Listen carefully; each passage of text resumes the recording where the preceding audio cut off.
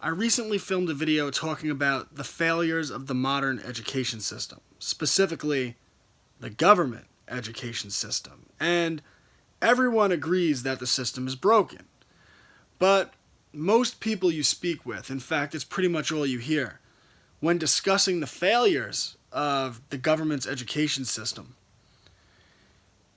will frame the conversation around math and science. And rightfully so. There is no doubt if the government's education system's primary objective is to teach subjects like math and science, it has been a massive failure. But when you talk about failures in teaching subjects, math, science, whatever subject, the government fails at everything, the most catastrophic casualty of the government's education system is left out of the conversation. That being the loss of intergenerational wisdom. Wisdom passed down from great-grandparents to grandparents, grandparents to parents, and parents to children. And I don't think that's a mistake. In fact, I would argue that's probably one of the biggest objectives of the government education system. And if you think about what it teaches, it is essentially, and you see this in politics, right? All of these movements for radical change of the country always come from young people who, when they were educated, when they come through the school system, are told that their parents, their grandparents, their great-grandparents had a backward way of looking at the world, that these people were bigoted, these people were racist and don't know what they're talking about. So from a very young age, children are taught to ignore the messaging coming from their parents, coming from their grandparents, and even worse, parents, grandparents, they have now come through this education system. And they have been convinced that the way to success is through education, even though all the empirical data states that it's not the case. If you look at most college majors, the benefits, the rewards you get from, the type of salary you'll get based on, a study like women's studies does not match up. It's not worth it when you compare it to the amount of money it costs to get a degree. But parents have been convinced, well, you just tell your child to get an education and they'll do well in life. So you have all of these factors leading to young people not seeking out wisdom from their elders, and elders, especially parents, maybe not grandparents, but especially parents, not making it a priority. It should be a top priority to pass on wisdom. Wisdom they got from their grandparents. Well, they probably didn't. The boomer generation ruined everything.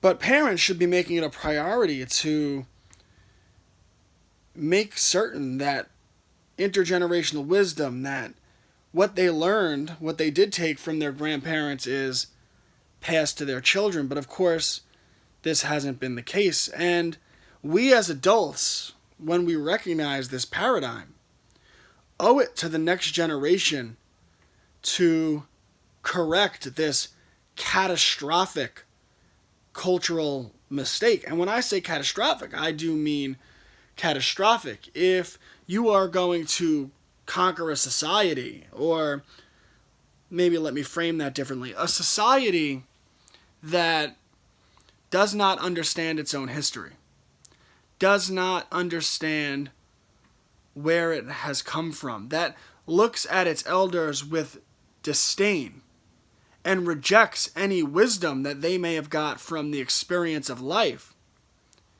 is a society that is ripe for manipulation, is ripe to be conquered. And of course, that is what we're seeing. So when we recognize this failure of our culture, and even the failure of our own parents, even meaning well, to pass wisdom down to us.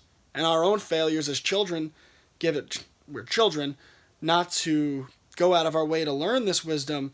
It's on us as adults to adjust what we're doing, figure out what wisdom we lack, and to seek that wisdom out so that we can pass that wisdom on to our children, so that that wisdom becomes instinctual in them and they can live better lives. And just as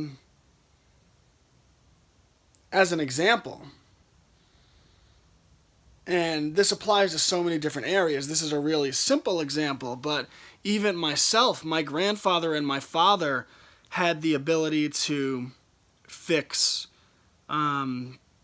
almost anything. They could build anything with their hands, yet myself and my brother lack that ability. I'm not a handy person. I haven't been. My focus was always on books. That's what I was told to focus on. Same with my sisters. My mother, my grandmothers were phenomenal cooks, yet my sisters can't navigate around a kitchen. And this is a loss of intergenerational wisdom, because previous generations, they were ready for anything. If something broke down, a man can fix it. And imagine when you don't have the money to call someone, or imagine if there's a recession or a depression.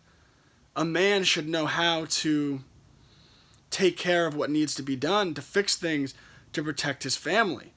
A woman should know how to make meals and work a garden and make sure that her family, her children, are fed and have nutrition no matter what the circumstances might be.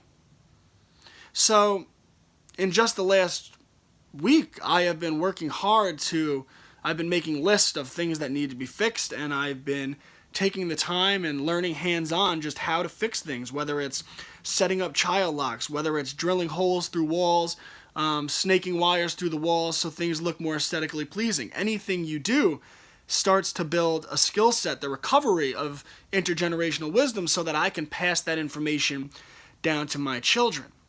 Now, understand that you should pass all of this information down. Yes, I'm talking about traditional roles, as my father and his grandfather knew how to fix things, my mother and my grandmother knew how to cook, and certainly that type of wisdom should be passed down. But when we teach our children, we should teach them all of these skills, right?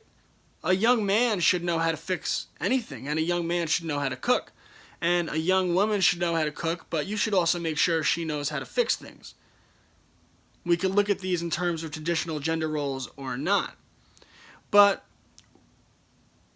through the education system, they have taken away our understanding of the importance of this wisdom, and they have made us vulnerable.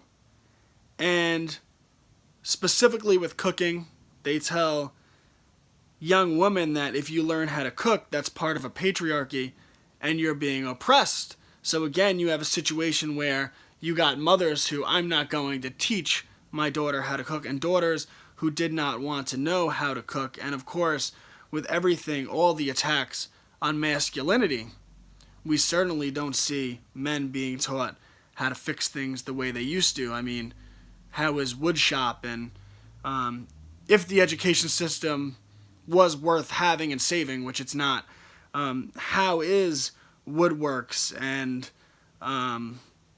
engineering and welding and all of these topics not an integral part of any curriculum? Alright guys, thanks for tuning in. Please share this link, and as always, power to the individual and long live liberty.